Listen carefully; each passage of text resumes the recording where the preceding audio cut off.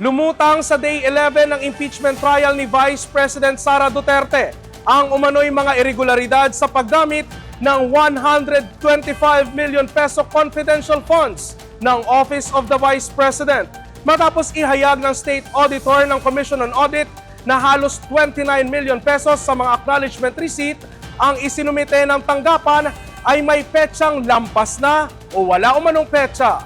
Narito ang report. Sa pagtestigo ni COA Auditor Roderick Wamil, sinabi nitong umabot sa 25.606 million pesos ang halaga ng mga acknowledgement receipts na may petsang December 2023, habang 3.276 million pesos naman ang halaga ng mga resibong walang petsa. Ang dalawang ito ay may kabuang halos 29 million pesos. Ang mga acknowledgement receipts ay iniharap ng OVP bilang patunay sa paggastos ng 125 million pesos na confidential funds na inilabas lamang mula December 21 hanggang 31 ng 2022. Ayon kay Wamil, may nakita ring 150,000 pesos na diferensya sa liquidation ng OVP dahil umabot sa 125.15 million pesos ang kabuang gastusin batay sa acknowledgement receipts, mas mataas kaysa sa 125 million pesos na nakasaad sa accomplishment report. Bukod dito, sinabi rin ng testigo na ginamit umano ang bahagi ng confidential funds sa pagbili ng mga mesa, upuan, desktop computer, printer at iba pang kagamitan. Gayon din ang mga gamot, ngunit acknowledgement receipts lamang ang ipinakita at hindi official receipts o sales invoices. Sa Office of the Vice President po, ang kanilang naging confidential fund ay from the fourth quarter of 2022 until third quarter of 2023 ay 125 million pesos per quarter. So ang total po noon ay 500 million pesos. Magkano naman ang confidential funds na inaudit mo sa DepEd, Department of Education?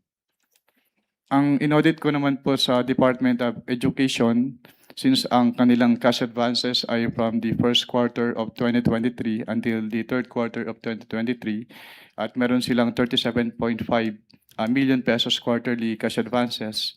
So ang naging total po noon ay 112.5 million pesos.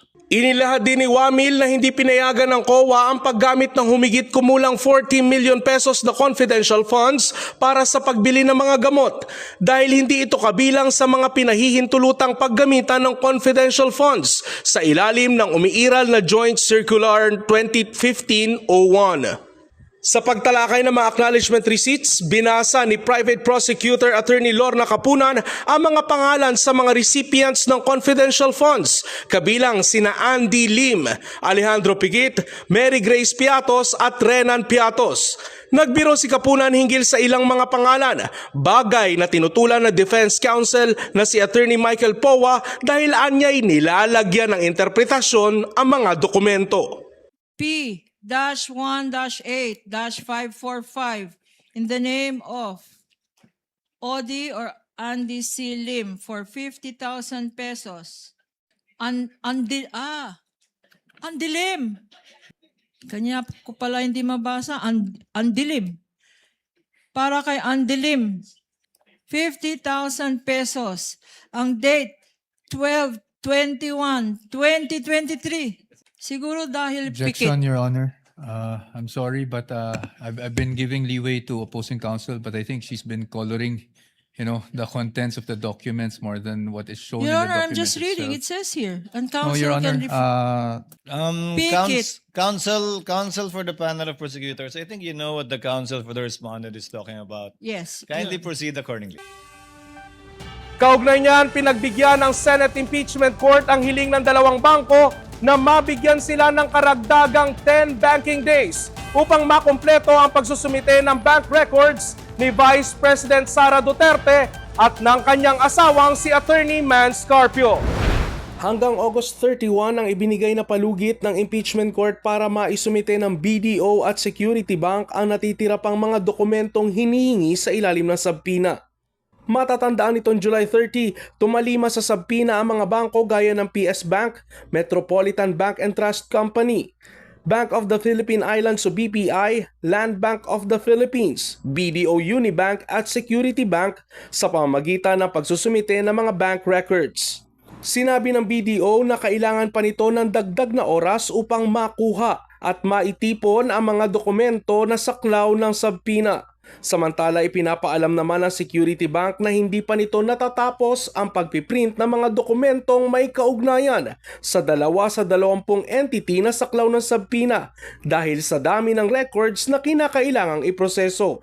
Humihingi rin ng soft copy si Presiding Officer Senator Cheese Escudero para rito bilang kopya na rin na mapag-aaralan ng mga senator judges. Samantala sa press briefing matapos ang impeachment trial, sinabi ni Impeachment Court spokesperson Attorney Reggie Tonggol na nananatiling layunin ng impeachment court na maging efficient ang takbo ng paglilitis. So, as you know po, ang medyo tedious po in any trial court is the authentication and identification of the documents. And since the prosecution has identified around 3,000 plus documents contained in those boxes, then hindi po kasama doon sa pagpa-plot natin ng number of days yung number of documents po. Anya, kung may matatapos na sa isang panig na presentasyon ng testigo o ebidensya, maaari pang gamitin ang natitirang oras para sa iba pang testigo o dokumento upang maiwasan ang pagkakaantala ng mga pagdinig.